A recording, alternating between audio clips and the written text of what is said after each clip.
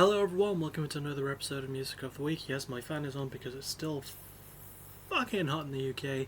I got 6 albums to go through, so I'm going to go through them as quick as I can manage and do. We begin with Luke Combs and his newest album, Fathers and Sons. This was sort of an unintentional recommendation from my friend Kasky, because I know he's a bit of a country fan, and I know he likes Luke Combs, and he didn't recommend it directly, but a conversation he had with another friend. I decided to add to my listening list for the weekend. I quite liked it, giving it a B+. I'm not super well versed in a lot of country-based stuff, I will admit, but I like country when it feels honest and when it tries to tell a story, and that's what this album tries to do. Luke goes through a lot of really good journeys with this one, notably his journeys with mental health, his OCD specifically, I think, and also him just being a father. He's only 2 years older than me, so it felt weirdly like easy to relate to, even though I don't have kids of my own. But like, yeah, just trying to be a dad and just trying to navigate through the world as it is being a dad. I think his first kid was born during 2020, actually. I might be wrong about that. But yeah, it's just about his relationship with his kid, his relationship with his dad as well. It's really, really good stories.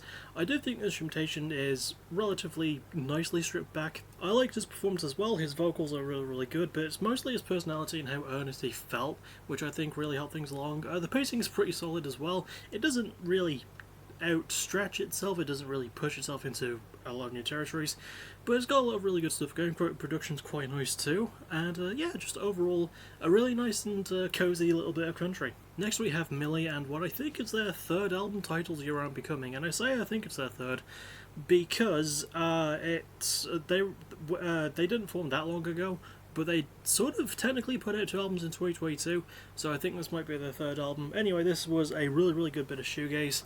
And beginning with this an A, I quite enjoyed this one. I thought it had a lot of really, really good stuff going for it.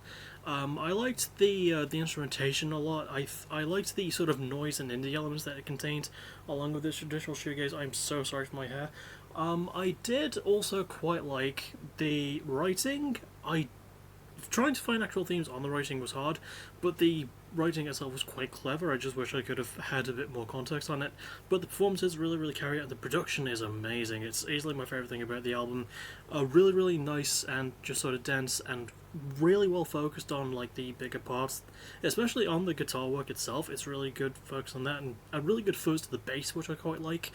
And yeah, it's got some really good pacing. It can start to blur in like a couple of places, but it's not really that noticeable, and it's just some really fucking good shoegaze. It's got a lot of really good feeling. It's got some cleverness and wit to it, and yeah, really charming performances to it as well. And yeah, again, the mixing on this is top tier, so can recommend if you just want some really good shoegaze. Probably the best shoegaze album to come out this year, in my opinion. I don't know. Next is Powerwolf and their new album Wake Up the Wicked, and people know that I've got quite the history with Powerwolf. I've listened to all their albums for a backtracking episode, and this is their first album in only a year as well. Their previous one only came out in 2023, and gave this one a B.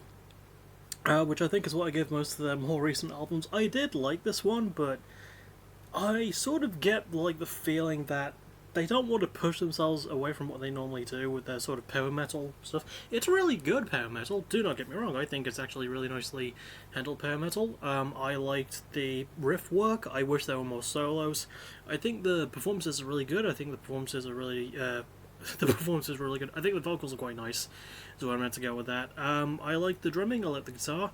I think the production's pretty good. Lyrics are about what you would expect, really, things about like folklore. And I do say this because I am like using my sort of like reviews on Discord to help me formulate a script, even though, trust me, this is completely improvised. 90% improvised, but I do wish that they would take their lyrics about folklore and religion and like all those tales that they can tell. I want them to make it maybe a year or 2 off before they make a new album and turn that focus into making a concept album. I think they could come up with a really interesting concept considering their shtick and considering what they write about. I just feel like they haven't really taken that opportunity, and also in terms of production, production's good, but like in terms of pacing, it's nothing new. It's nothing new from Powerwolf, but it doesn't really need to be, because Powerwolf are just really good at what they do, so if you just want Powerwolf sounding like Powerwolf do, I can recommend giving this a shot. Next is Soft Play, and their first album, Heavy Jelly, although technically it is their 4th album because their previous 3 were released as the name Slaves, but they changed that due to negative connotations, even though the original reason they picked that name was because they didn't like the idea of being slaves to, like, you know, corporations and the man and things like that. But I understand why they changed it, because it could have been problematic. Anyway, yeah, new album, Heavy Jelly. A+. Really, really fucking enjoy this one. The riffs are amongst some of the best and heaviest the band has ever penned. Well, I say the band, there's only two people, Isaac Coleman and Laurie Vincent, they're both great. Isaac Coleman is an amazing vocalist. He just carries a lot of personality, he screams a lot more on this one. He even does a bit of rapping on like one or two songs, which I quite like, and him and Laurie, who does a lot of the guitar work and bass, and Isaac plays the drums as well. They just bounce off each other so wonderfully. They keep things simple as they always have, but like there's a bit more of like urgency and punch to a lot of their songwriting on this one. I love the lyrical themes about just observing society and its behaviours and how fucking stupid we can be as people. It's something that they've always done, but there's just something about like the nuance and funniness of it that did give me shades a bit of Hope Divorced by Pissed Jeans. I would say that album is a bit funnier than this one, but this one feels kind of more realistic, you know? Like, I feel like I'm there being talked to in specific ways. I'm just like, yeah, we're kind of shit as people, I think. Yeah, really great chemistry. The production's really goddamn good too.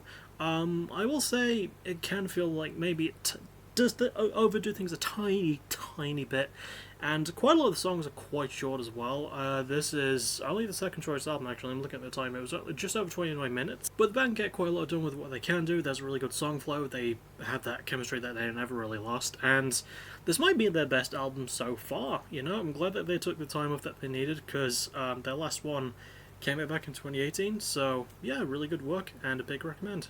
Next is Trail of Lies with their new album Only the Strong. You would think that Only the Strong would be the band name, considering that they're a hardcore punk act, and not just that, a New York hardcore punk act. Giving this one a B-, lowest grade of the episode. I did think that this was a really good hardcore punk album. I thought the riffs and breakdowns especially were really good, and I like the performances. The band do some really good work. The vocalist, whose name I couldn't find, is absolutely fantastic. He has this really good, like, sort of guttural scream to him, and I liked. The thing is, most of my issues with the album are things I liked that they could have capitalized on. You know, as I say here, I like the main theme of persistence, but I couldn't really find much else from that, and it weirdly feels inconsistent. It feels like they're just trying to, instead of overcoming any weakness or fear, they're just focused more on staying brave and strong. It's just like, it doesn't really make it interesting. It doesn't add a lot of nuance for me. I don't know, it kind of needed a bit more. I do think the production could have done with a little bit of help here and there too. I do feel like it's slightly underdone at certain points, and while the pacing does have good breakdowns, it does have a good solid flow, but it just feels like it's stuck in one gear for the most part. And yes, yeah, that was half what I wrote in the Discord review and half improvised, because, you know, if I wrote it, it's technically improvised, technically. But yeah, I did enjoy the album ultimately. Again, it's a lot of really good things, but there is something slightly holding it back, and this is still a band early into their career.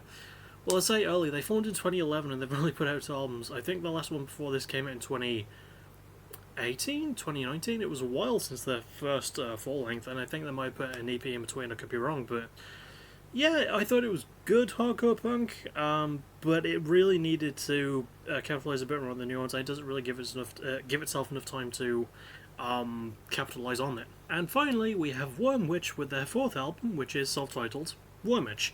Wormwitch, not Wormwitch. Really like this one. Some Canadian black metal, melodic black metal at that. I'm giving this one a B+. I quite like this one. I thought it had some really goddamn good pacing. I really quite like the pacing of this one. Just very much in your face, but I like that the melodies that they work in are worked in really nicely.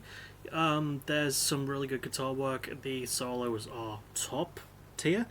Well, they're really fucking good is what I'm trying to get at, but it is the pacing that I think saves the album a lot. The band do have good chemistry, and they put in some really good dedication and work rate too.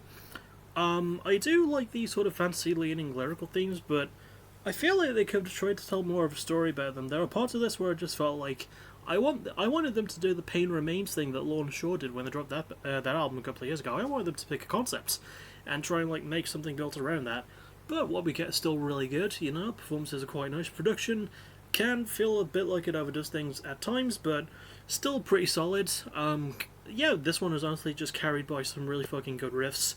Some pretty decent writing, all things considered. The bands have are enjoying themselves, it sounds like, which is rare for black metal. They just sound like they're having a really good time, and they're putting in a lot of work. And yeah, pacing, overall construction, really furious, really in your face, but knows when to restrain itself, which can be difficult for black metal to do as a genre, so I appreciate that these guys are actually trying to make a few strides in that, and it makes the album a bit more compelling as a result. And now we move on to the official ranking system, because everyone loves those. I think at the bottom would be Trail of Light with Only the Strong. I did like quite enough of it, though.